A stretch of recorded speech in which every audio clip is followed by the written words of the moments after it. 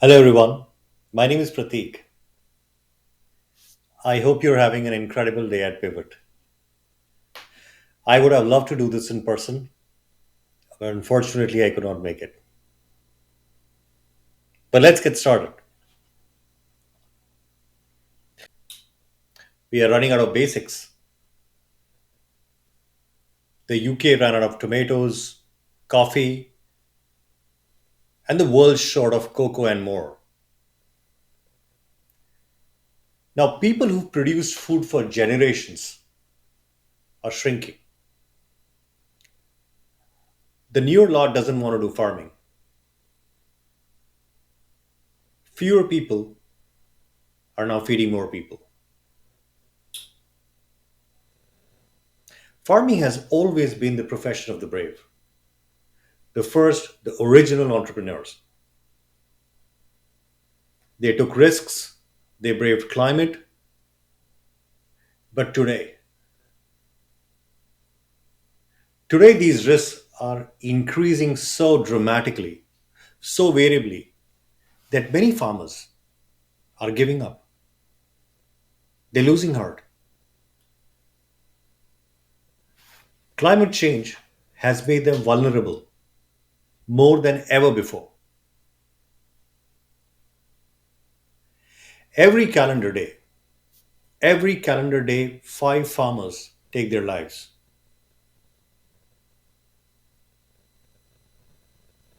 15 years ago, a similar incident shook my family.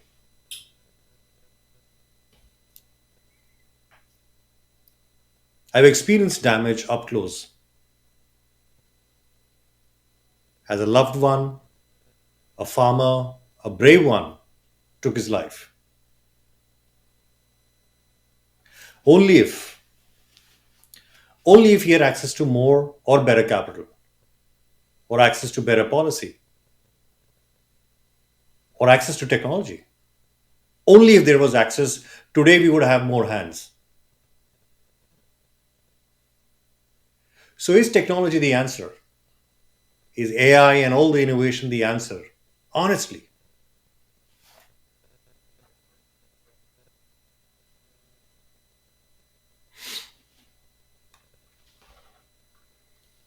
let me tell you how we at Cropin are helping food producers.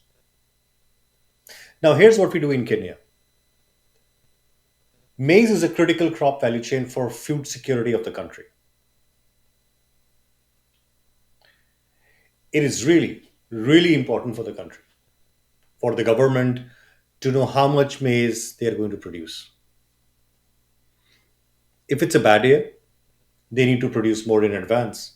If it's a good year, they need to figure out storage, warehousing, and a bunch of other things. Most often than not, they get it wrong. And the impact runs in the range of 200 to $300 million. Over the last few years, I worked in Kenya alongside the World Bank, and technologies provided 95% accurate yield estimates and crop acreage estimation. Now, what does that even mean? It means that with a 5% error margin, we were able to estimate how much maize was going to be produced in the country and also where, which state, which country, and which farm. Usually, because of climate change, these estimates had error margins to 30 to 40%. From there, it's gone down to 5% error margins using technology.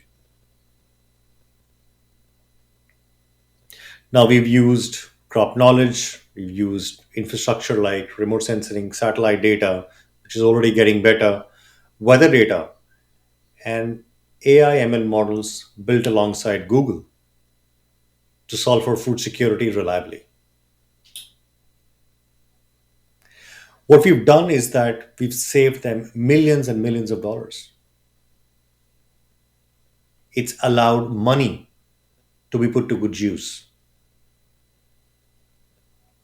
Technologies, access, intelligence made sure that the money was used for schools, hospitals, and medicines instead,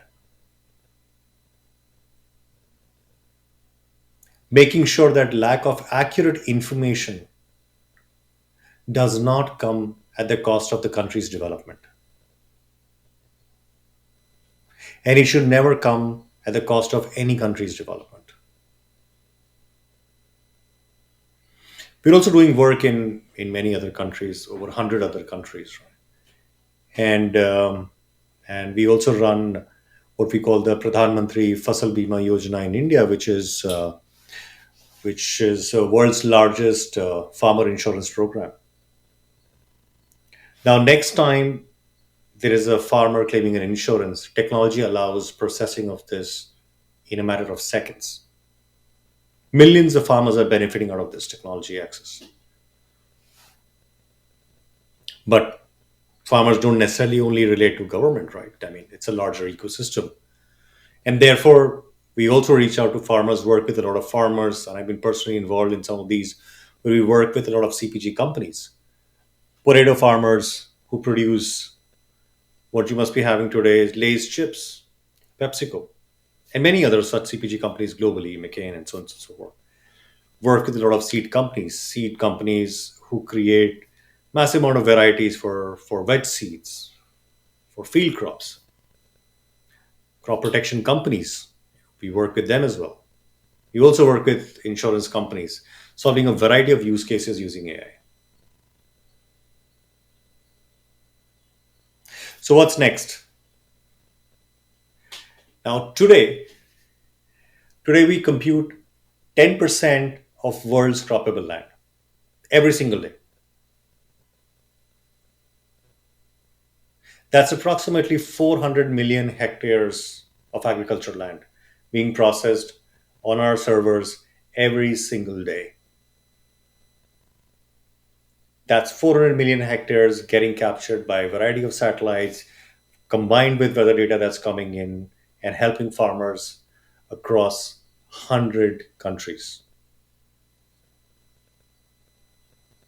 That's over 15 million farmers getting access to information which they use every day in growing what's most important to them, which is food. Over the next 24 months, we want to compute a fourth of world's croppable land. And today, this jump has been made possible because of AI.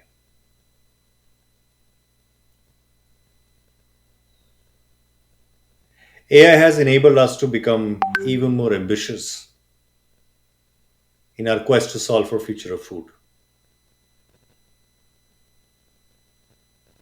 So next time, if you pick up a fresh produce on a retail shelf, there would be a 25% chance that it was produced using insights and forecasts from AI.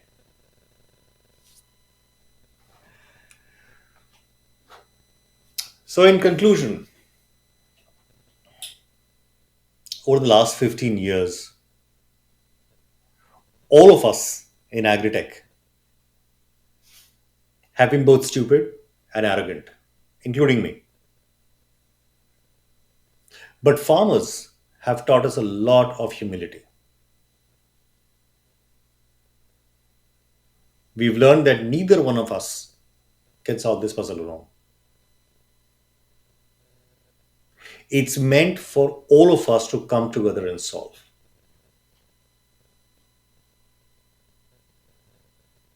I thank you all for listening to me and invite you, all of you, to help in our journey of solving for the future of food. Have a great event, everyone. Thank you and goodbye.